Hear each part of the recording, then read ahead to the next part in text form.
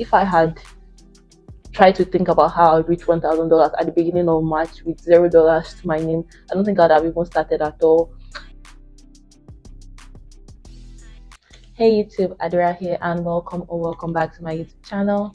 So in today's video, I'm going to be doing a story time of how I saved my first $1,000. So let me just give a little bit of context before I start narrating the story.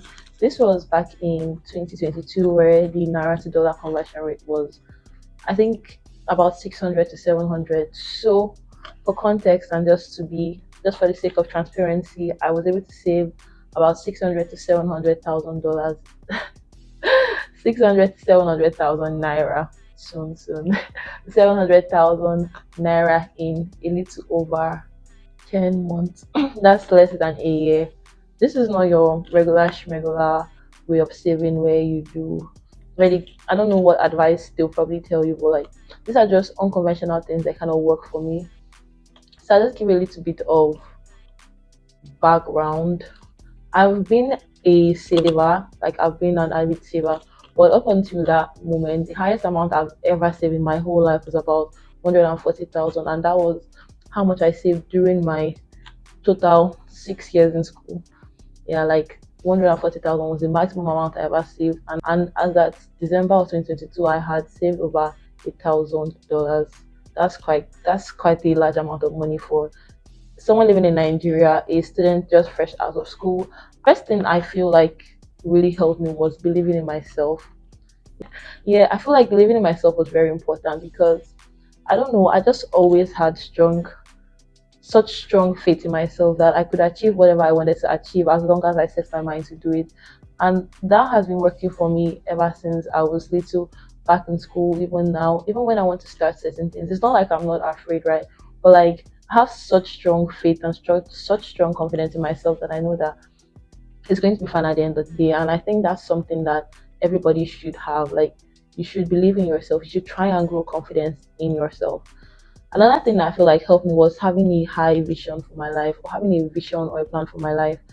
I've always known that I wanted to move out, right? And to move out, I know I needed money, and for you to get money, you needed to earn money and save money before you can actually move out to wherever you want to move out to. So I'd always had that high vision for myself. If I did not have that high vision, I don't think I would have had enough drive to do anything of significance that I've been able to do right now. I'm even still growing, right? I mean, I'm in my early 20s. I'm trying to figure out things financially, but at the back of my mind, I know that when I reach 40, 50, or even maybe earlier, I would like to achieve financial independence. The other thing I did was to also invest in myself, because let's be honest, if you want to make money, you have to earn money. And if you want to earn money, you have to add value to people or a company or something. And for you to add value to people, you need to skill up and add value to yourself first before you can even give that value. So skilling, investing in myself was very, very key. If I had chosen to not do anything, I don't think I would have been able to save the amount that I saved. I would have not been bad, right? But like, it would just never have been good. I think another thing too was not being too comfortable. I don't know how to explain it. I was just early stages. I always knew that if I wanted to do anything, it depends on me. Like, if I wanted to buy something, if I wanted to get a new phone, I had to do it by myself. If I wanted to move out, I have to do it by myself. If I want to travel, I have to do it by myself. So it kind of made me move very fast early in life, because literally I always knew that my future is in my hands and God's hands. So like, I think that really motivated me and also kind of pushed me on the track that I am today, where when I want something, I go after it. Yeah, so yeah, another thing that I feel like really helped me, another unconventional tip that I feel really helped me to be able to save the money, was the influence of people and environment in my life. So minus being a dreamer, I feel like if you're in an environment, or if you're with people that stifle your dreams, or if you're with people that you tell that you want to do certain things and they tell you that, oh, what you're thinking of is not possible, you cannot achieve it because nobody has ever done it, then you're going to somehow shrink yourself and fit into their narrative. I'm so thankful that I was friends with people that challenge the societal norms, right? There are people that I know that they were doing things for themselves. They were young people like myself, right? Like you, I'm guessing. I don't know the demographic of people that watch my video, but yeah, it was young people like myself doing well, earning well, that also had their own apartments as well. So like, it was nice to be in an environment that could reinforce my positive beliefs. If I was not in such an environment, I don't think I would have even gone for things or position myself in ways that I could even earn money, or a way that I could have even thought I could save $1,000, because like I said, up until that point I'd only saved 140,000. So 140,000 was like the height of my belief, right? Saving $1,000 at that point was saving about 700,000 naira. That's really, really crazy. So yeah, I'd say another thing that also motivated me on my journey was using Rise.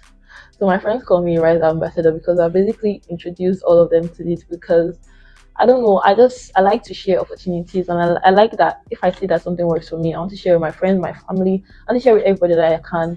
Because of the volatile nature of the naira, right? The Because of the volatile nature of the naira to dollar conversion rate is not stable, so it can be. As at the time I started saving on Rise, I remember clearly it was 500 and something, and as at December of 2022, it reached like 700 and something. So basically, I had made money through saving. Like I had made at least 20 to 30K profit, just maybe even more, just by saving my money in foreign currency.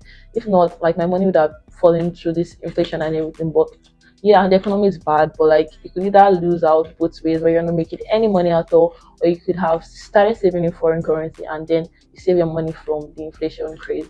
And also, I don't know, seeing my money in dollars was just inspiring, and it also gave me motivation to continue saving. Yeah, so I think I shared three tips. I think another unconventional thing that also allowed me to save was seeking.